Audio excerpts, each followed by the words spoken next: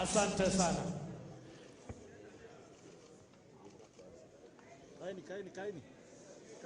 Welcome, Your Excellency, to address the nation.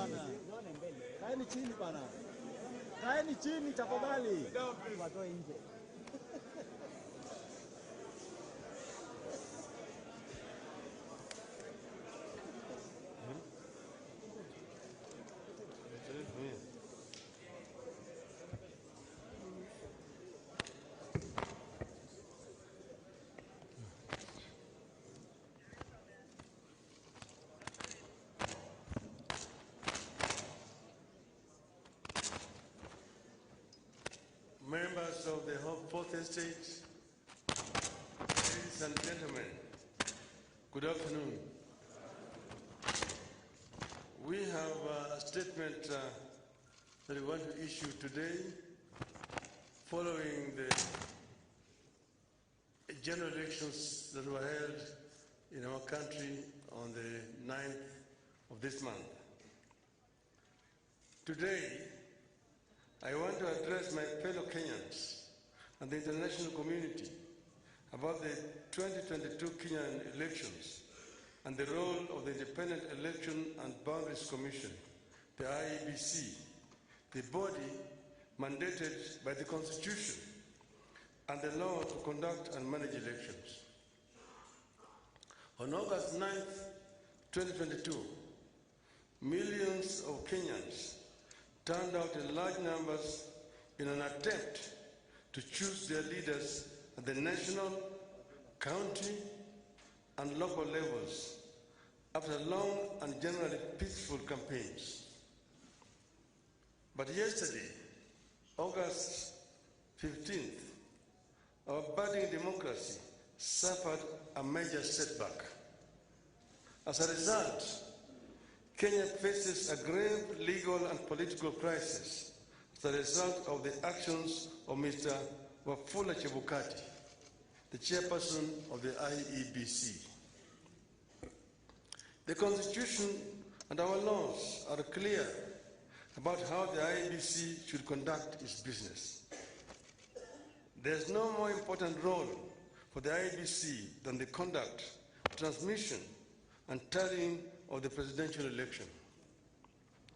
We are painfully aware of the past political biases by the IEBC that plunged this country into its darkest chapter.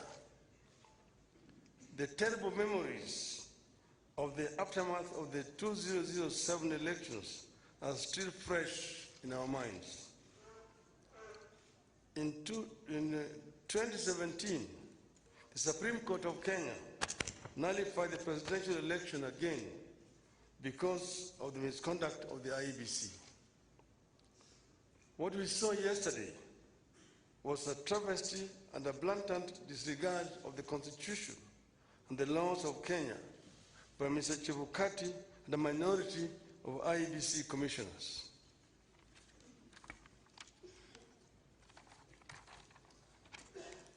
The law is clear on the role of the chairperson of the IEBC. The law does not vest in the chairperson the powers of a dictator to rule the IEBC unilaterally. The IEBC is structured as a democratic institution in which decisions must be taken either by consensus or by a vote of the majority. The chairperson and a tiny minority of commissioners have no legal authority to take weighty decisions and proclaim them as the rulings of the IEBC. The law on the IEBC provides that unless a unanimous decision is reached, a decision on any matter before the Commission shall be by a majority of the members present and voting. I want to repeat. Unless a unanimous decision is reached, a decision on any matter before the Commission shall be by a majority of the members present and voting. In addition, the Court of Appeal in the Mong'ina case ruled, and I quote again, reiterate, as we conclude, that there is no doubt from the architecture of the laws we have considered that the people of Kenya did not intend to vest or concentrate such sweeping and boundless powers in one individual, that is the chairperson of the appellant.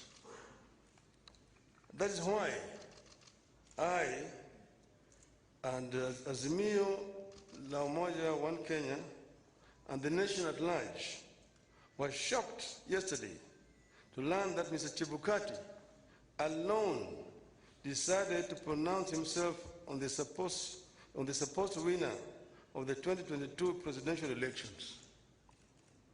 We understand that only Mr. Chebukati alone had access to the tally of the presidential vote. He denied all the commissioners access to that information until he suddenly appeared before the commissioners in the late afternoon to present them with a fait accompli.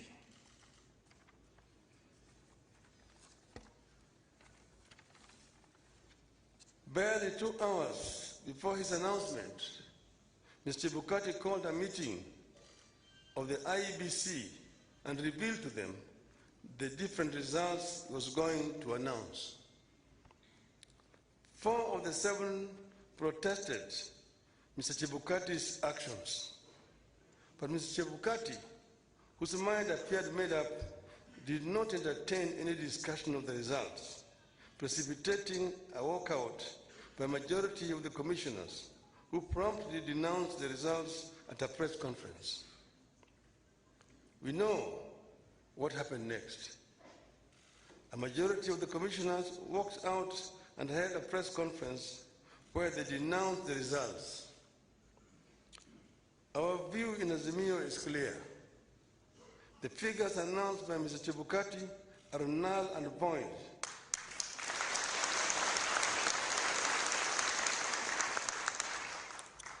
I repeat, the figures announced by Mr. Chebukati are null and void and must be quashed by a court of law.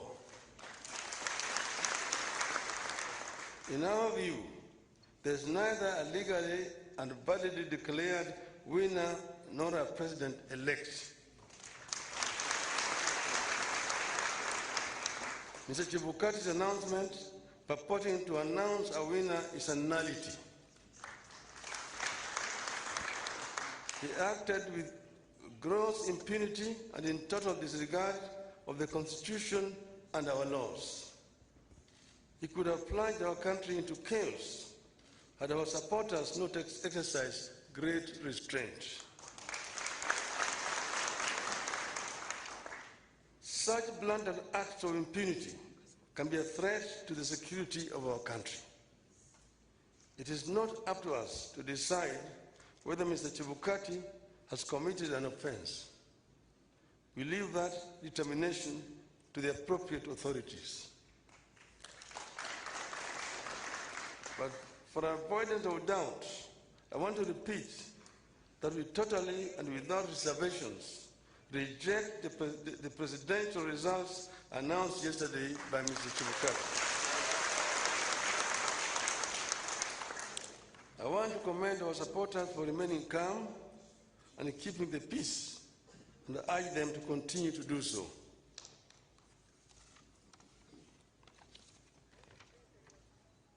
Let no one take the law into their own hands.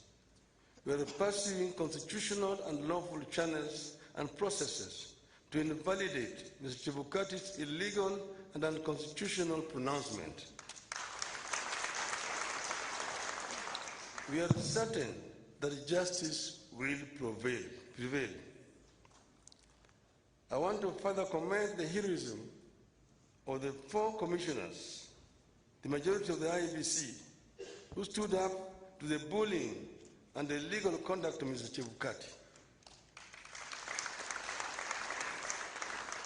We are proud of them and ask them not to fear anything. Kenyans are with them. Today, I do not want to fully address our strategies going forward, but suffice it to note that we will be pursuing all constitutional and legal options available to us. We will do so because we regard the many flaws in the elections and the wrongs committed by the IEBC as fatal to the process and the outcome announced by Mr. Chebukati. We urge Kenyans and the friends and partners of Kenya abroad to stand tall and be counted as we seek to advance the ideals of democracy and an open society that we have always stood for. We will pursue justice for our supporters and for all Kenyans so that their choices are respected and honored. May God bless you and may God bless Kenya.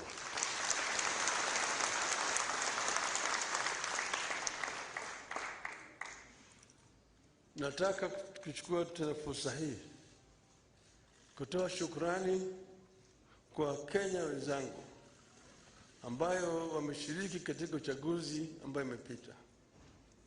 Wameonyesha ujasiri, wameonyesha uzalendo na upendo kwa nchi yao.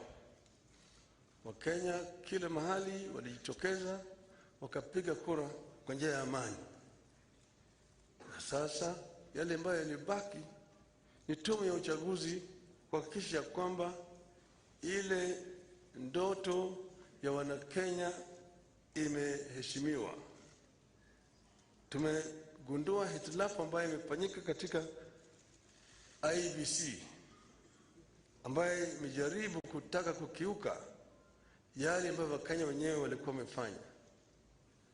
Tumeona yale ambayo imefanywa na yule mwenyekiti wa tume ya uchaguzi Bwana Wafula Chebukati kwa kujaribu kupindua ili uamuzi wa Wakenya.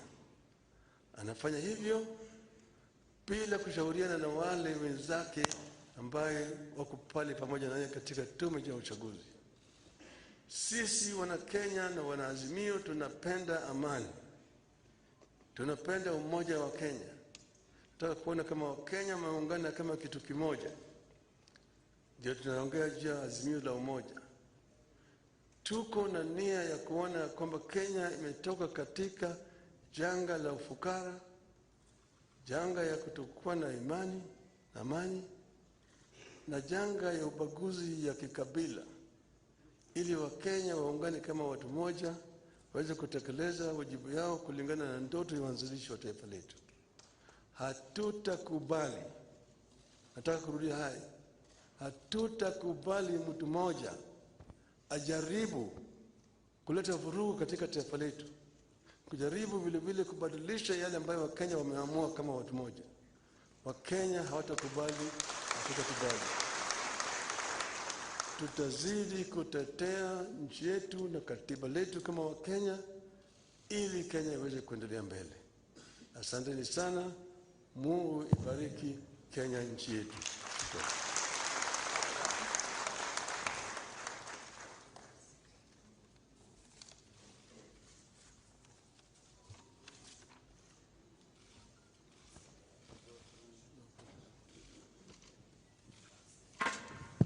Niombe sote tusalie tumeketi tunapomruhusu Mheshimiwa Raila Amolo Odinga, mgombea mwenza